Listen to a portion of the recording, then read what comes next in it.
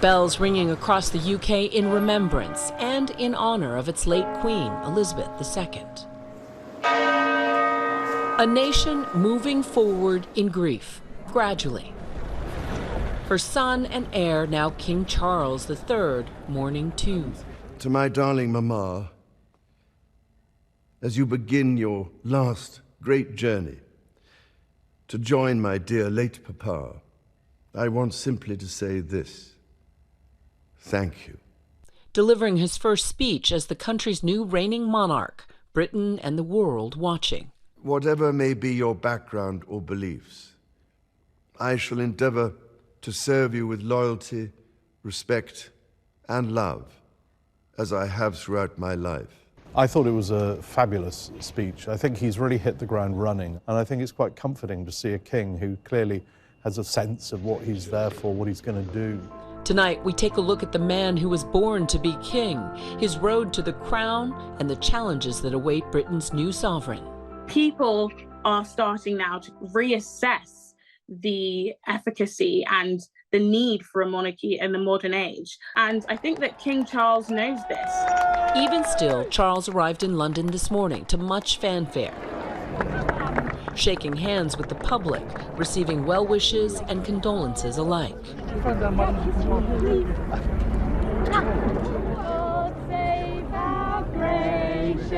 A small pocket of the crowd breaking out into an impromptu rendition of God Save the King.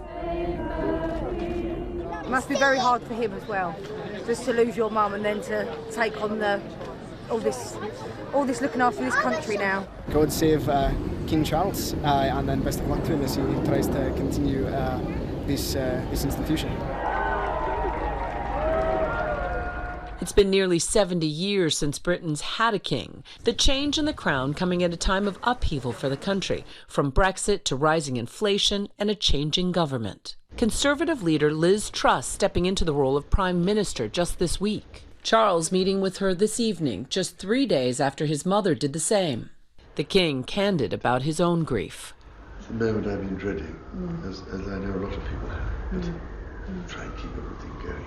I actually think that is a time of great opportunity for the monarchy, because when people are feeling at their most vulnerable, they seek something constant and something stable. And that, of course, is what the monarchy is meant to give us. This moment, something the former Prince of Wales has been preparing for his entire life. He'll be the best prepared monarch we've ever had, having served so long as sort of tutelage under his mother. In 1952, when Charles was 3, his mother became queen, his destiny laid out before him. It was a difficult childhood. As a young queen, his mother put duty and service above all else. One of the things he talks about is this memory of his mother coming to kiss him goodnight on the nursery floor, wearing the imperial state crown. In his 30s, the prince told Barbara Walters that at times he'd struggled in school. Well, I think it's not too bad for people to know that the Prince of Wales can also fail in school, and they give him a failing grade.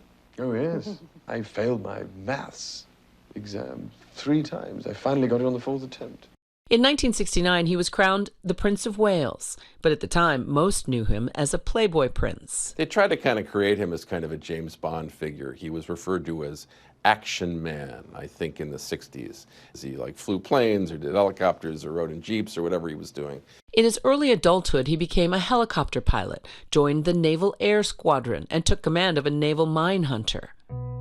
He fell in love with Camilla Shand, but it wasn't meant to be then. She married Andrew Parker Bowles instead, while he was in the Navy. Finally, Lady Diana Spencer seemed to be the perfect match. All of a sudden, this kindergarten teacher, who was so young and so fresh, had that beautiful smile and an ingratiating manner, suddenly we discovered that she was the apple of his eye, and before we knew it, they got engaged. And what was your instant impression, both of you? Great fun, and bouncy and full of life and everything. And I don't know what you thought of me. Pretty amazing. And I suppose in love. Of course. Whatever in love means. And that tells you, I think, a little bit about maybe his upbringing. Whatever love is from a grown man who's just gotten engaged. It's not the note you want to go out and pick your informal china pattern with.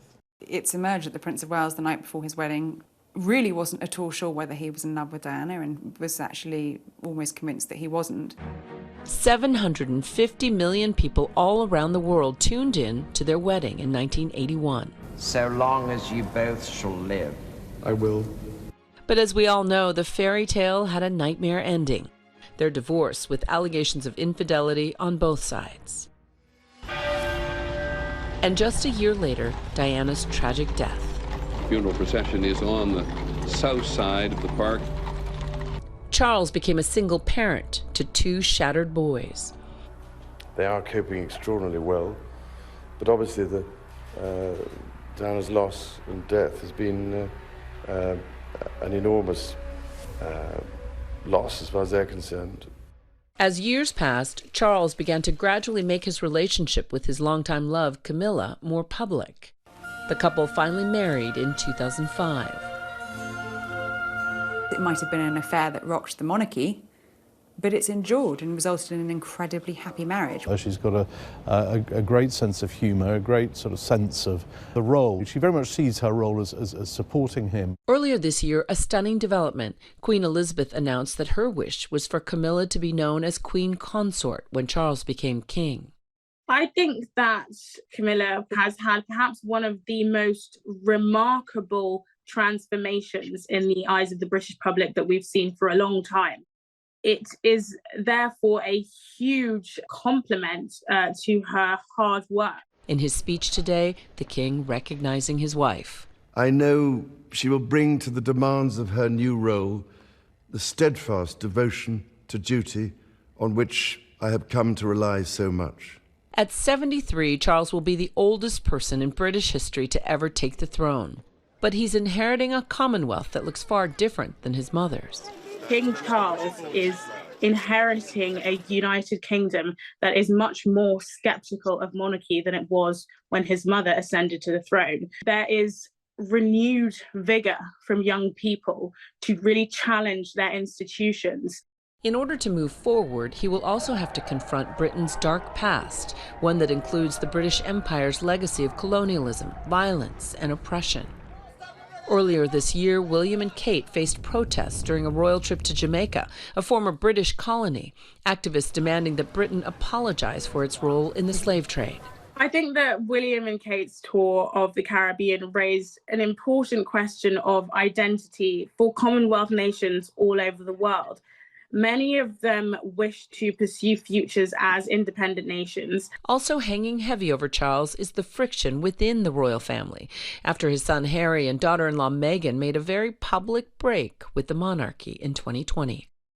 It's a decision Harry says he didn't make lightly. And I know I haven't always gotten it right, but as far as this goes, there really was no other option. He spoke to Oprah Winfrey in an interview last year about the strained relationship between his father and his young family.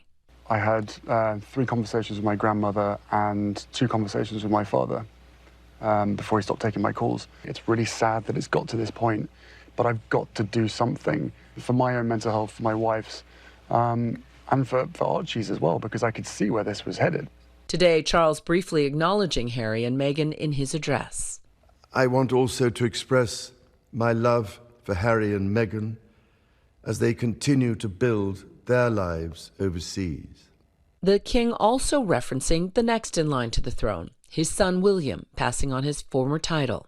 Today, I am proud to create him Prince of Wales, Tywysog Cymru, the country whose title I've been so greatly privileged to bear during so much of my life and duty.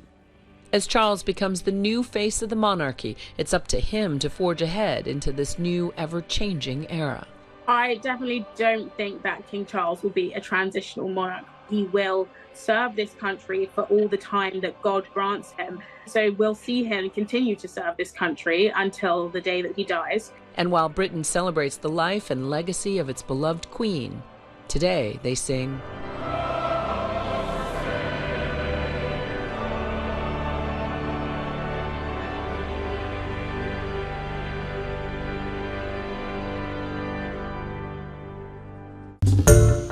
Hi, everyone. George Stephanopoulos here. Thanks for checking out the ABC News YouTube channel. If you'd like to get more videos, show highlights, and watch live event coverage, click on the right over here to subscribe to our channel. And don't forget to download the ABC News app for breaking news alerts. Thanks for watching.